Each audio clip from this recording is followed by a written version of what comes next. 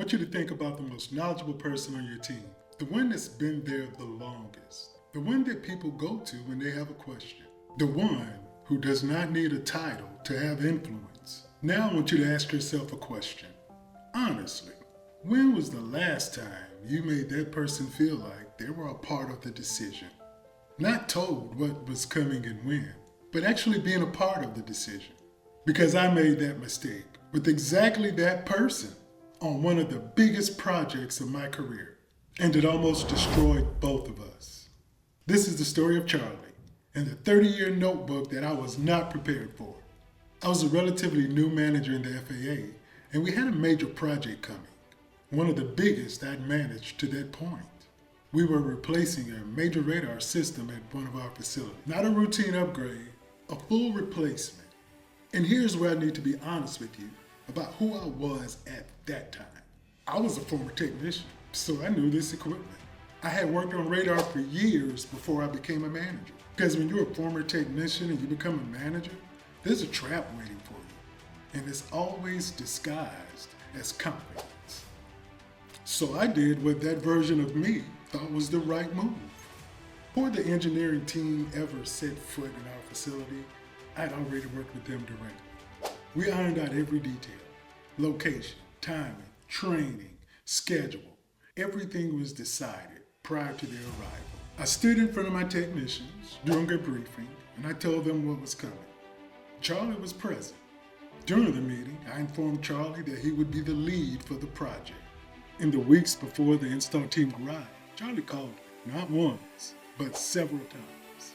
And each call had a different question. Hey, can we move the install back to a different time of the year? One call was, hey, I heard airport that already got this radar is having problems. Another call was, hey, why are we replacing this radar? It's working fine. 3 separate calls, 3 separate questions. Each one reasonable on the surface. Each one easy to answer and move past. And I answered every one of them. Logistics, policy, program requirements, and I moved on. Those were not logistics questions. Those were flags. Charlie wasn't asking about timeline. Charlie was asking to be heard. He was calling me at night because something was bothering him. Just didn't know how to say to me directly. I answered the words, but I completely missed the message. As a new manager, at that time, I didn't have the skills to hear what was underneath the questions. I was managing the project, but failing to lead the person. Those two things are not the same. The install team arrives. Day 1, Charlie calls out sick. When he came back, the behavior started. Passive aggressive, hiding tool, arguing with the contractors installing the radar, disrupting the install process on a project that had a fixed timeline and no margin for error. I had to pull him off. He was angry at me, and I was angry at him. And for a few days, we left it there. I gave it a few days, then I sat down with Charlie. If you watched my previous video on the SBI feedback model, I applied it here. Not perfectly, but I applied it. I asked Charlie what was going on. And Charlie looked at me and he said, "Why are you asking me now? Nobody cares what anyone thinks around here." So let me stop right there for a moment. Nobody cares what anyone thinks around here. If you ever hear those words from someone on your team, I need you to understand what they're actually saying. They're not complaining. They're not diagnosing. That sentence means the people on your team do not feel like they have any accountability over their own work or environment. They feel more like passengers rather than contributors. This is a leadership failure, not a personnel issue. And I was sitting directly across from mine. But Charlie was not done. He reached into his bag and he pulled out a notebook. Not a new notebook, not a company-issued binder. A worn, handwritten notebook, 30 years old. It was his own personal equipment maintenance log. Every maintenance action, every repair, every anomaly for that radar over the previous 30 years. And then he said it.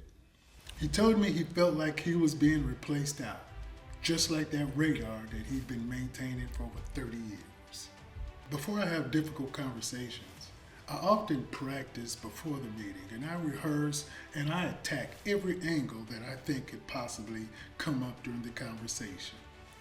I didn't see that one coming.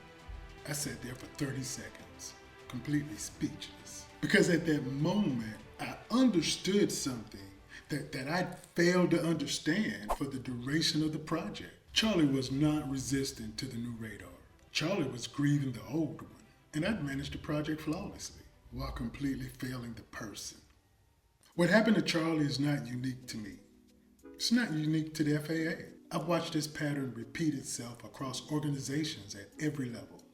And here's the hard truth about why. These traps exist at the leadership level, but they survive at the organizational level because organizations take the path of least resistance. Addressing these traps requires difficult conversations, structural changes, and real accountability. So most organizations just leave them alone. 3 traps. Every leader needs to know them. I briefed Charlie, I told him he was the lead, and I delivered the plan. I never asked him a single question. This is a critical difference between informing someone about a change and involving them in it. Informing tells people what is happening. Involving makes them a part of why it happens and how. Charlie had more experience on that radar than anyone in that building, including I could have sat down with him before I even touched the engineering team. He would have told me things I didn't know. He would have shaped a better plan. Instead, I made every decision and I presented it to him. Organizations allow this trap because involving is slow and informing is fast. And fast feels like efficient leadership until the project blows up. Trap number 2, hearing the question and missing the flag. Charlie called me multiple times before the install team arrived. He asked about timelines. He asked about training. He raised concerns about problems at another airport. I answered every question, gave him facts, and moved on. Those were not information requests. Those were a person asking questions, and the only way he felt safe to ask. When you have a senior, experienced employee, and they're asking questions about a program, initiative, or change that's coming to your work environment, don't consider it as skepticism. Look at it as an invitation. They're asking you to ask them what they think. Organizations often fail at this trap because there's no training for what lives underneath the question. There's plenty of training for what to do after things go wrong. Almost none for reading the signals before they do. Trap number 3, managing the project and not the person. Every conversation I had leading up to that install was about the radar, timeline, the equipment, logistics, the contractors. Not once did I have a conversation with Charlie about what this change meant to him. He had maintained that radar for decades. That notebook was not a work document. It was his stewardship of something that he had cared for and protected for the better part of his career. As a new manager, I was so focused on getting that new radar in that I never stopped to manage the loss of the owner. Organizations often fail at this trap because project metrics are measurable. Human grief and loss is not. You can't put it on a dashboard. You can't close it out in a brief. So it gets ignored, and it shows up later as a performance or conduct problem. But it wasn't a performance or conduct problem. It was a loss that no one acknowledged.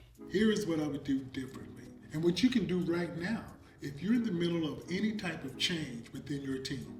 Before you brief the team, before you touch any engineering plan, find the person with the deepest institutional knowledge on your team and sit down and have a conversation with them. Not to validate what you've already decided, but to actually build the plan with them. Charlie knew that radar better than the engineering team that came to replace it. If I would have sat down with him before the project would have started, 2 things would have happened. First, the plan would have been better. Second, Charlie would have been an owner of the outcome rather than a passenger in it. The rule: involving is not a courtesy, it's a strategy. Step 2, hear what is under the questions. When a trusted, experienced employee starts calling you about a change, slow down. Do not just answer what they ask what they mean.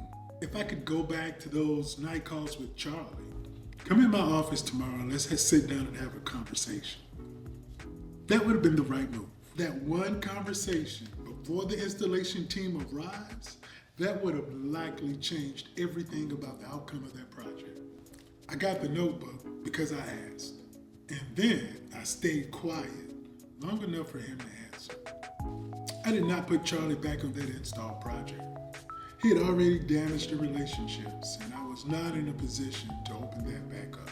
I did not issue formal discipline, and after that conversation, we were okay. He shared with me that he understood why I pulled him off the team, and he was embarrassed by his behavior. But here's how the story ends. About a year later, Charlie retired from the FAA. At his retirement, we gave him the tech manuals for his radar, the official documentation for his system that he'd maintained for nearly 3 decades. When you have failed someone and found your way through it, look for the moment to honor what they actually contributed. Not as an apology, as a genuine acknowledgement of what they meant to the work. Because it told him, we saw you. Charlie taught me more in that one conversation than most leadership's training have taught me combined. Not because he was trying to teach me, but because I was finally quiet long enough to hear. I want to ask you one question before you leave.